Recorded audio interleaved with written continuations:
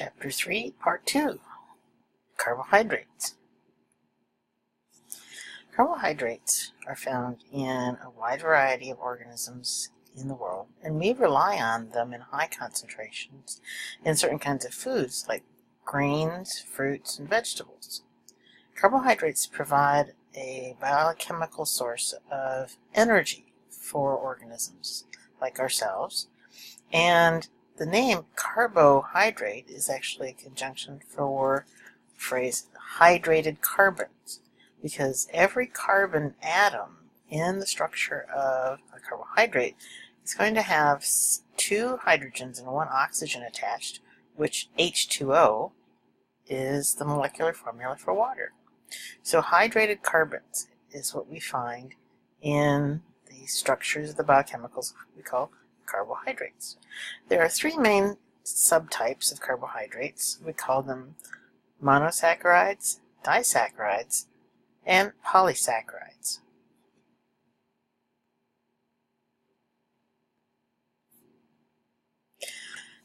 Monosaccharides are the monomers or building blocks of carbohydrates or polysaccharides.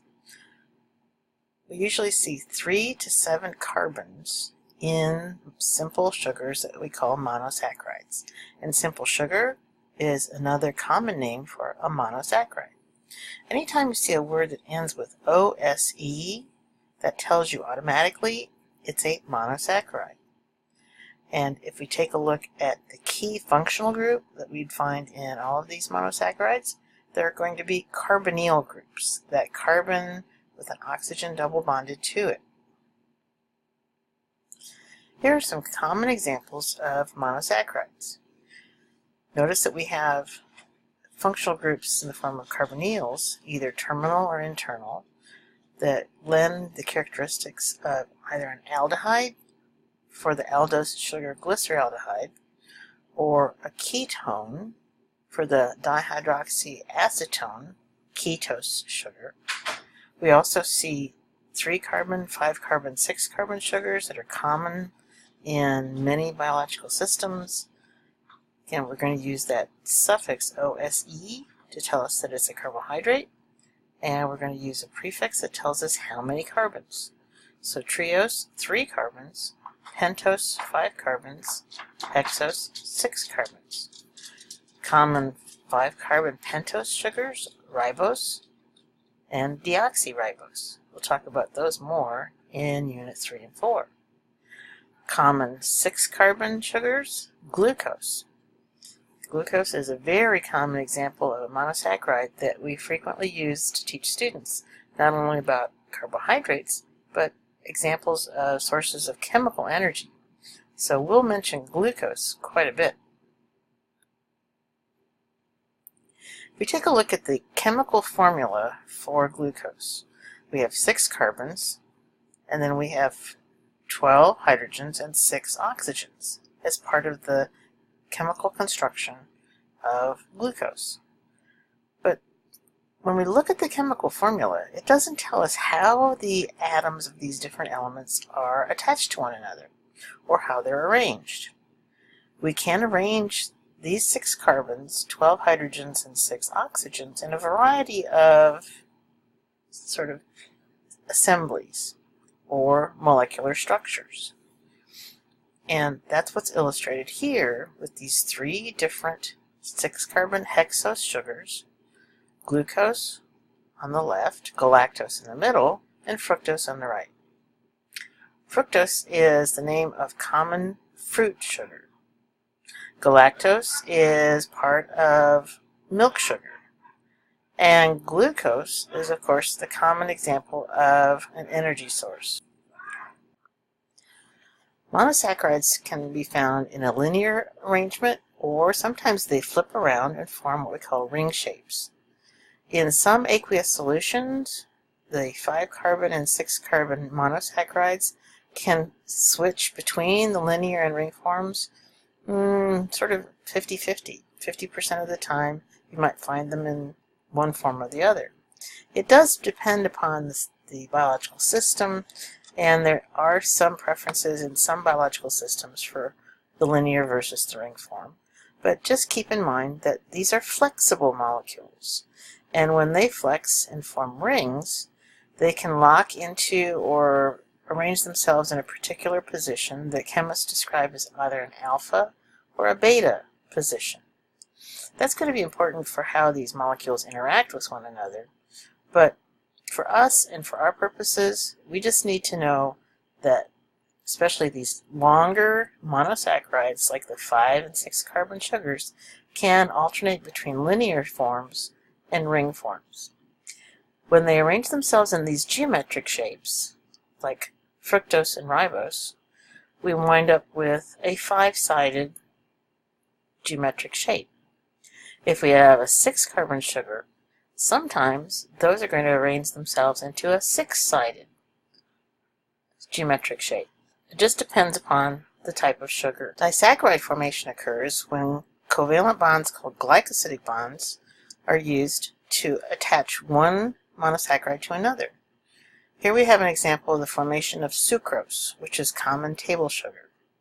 When we link one molecule of glucose plus one molecule of fructose, and those are both 6 carbon sugars, even though glucose in the ring form has a geometric shape of a 6-sided stop sign kind of appearance, and the fructose has a 5-sided, I call that a house, or pentamer. But those are 2 separate, different 6-carbon monosaccharides linked together by a single glycosidic covalent bond. You see that oxygen between the two. Then we wind up with the disaccharide sucrose, which is common table sugar. Other types of disaccharides that you need to know about, so we need to make sure you remember and know what is sucrose and what are the building blocks of sucrose. We also have lactose, which is milk sugar, which is one molecule of galactose and one molecule of glucose. And then we also have maltose, or malt sugar, which is the sort of monosaccharides that we derive from different kinds of grains, like barley. If you've ever had beer and you talk about malt that's used to make beer, that's the maltose we're talking about. And that's formed from 2 molecules of glucose. So, maltose is a disaccharide, grain sugar. Lactose is a disaccharide, milk sugar. And sucrose is a disaccharide. And they're all formed by taking 2 monomers of simple sugars, linking them together with glycosidic linkages. So that's just a special name for the covalent linkage that's used to construct carbohydrates like these.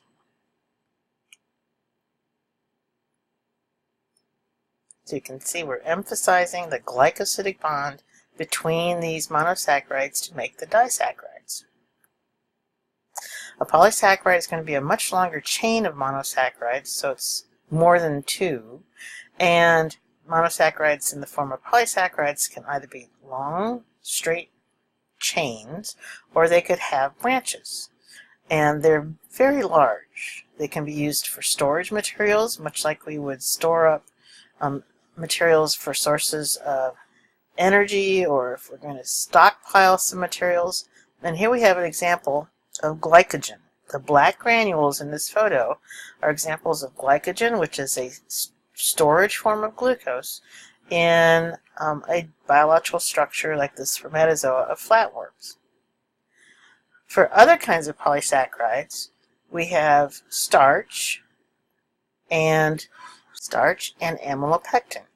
Starch is composed of a more specific type of polysaccharide we call amylose, and it's unbranched glucose monomers linked together in what's called an alpha-1,4 glycosidic linkage or bond. And amylopectin is a form of branched polysaccharide, again formed from monomers of glucose, but these are in what we call an alpha-1,4 and alpha-1,6 glycosidic arrangement. Don't worry so much about the 1,4 and the 1,6. I know that this is included in this description. What's most important is for you to understand that starch and polysaccharides called amylopectin are large storage structures for building blocks of glucose. And so when the cell needs a source of glucose, it's going to use these storage materials to release separate individual glucose molecules.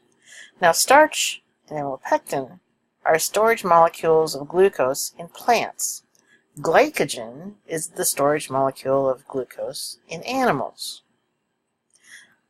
Another polysaccharide that's commonly used as an example of polysaccharide in complex structure is cellulose. Cellulose is formed of long strands of glucose that are linked together in what we call a beta-1,4 glycosidic linkage.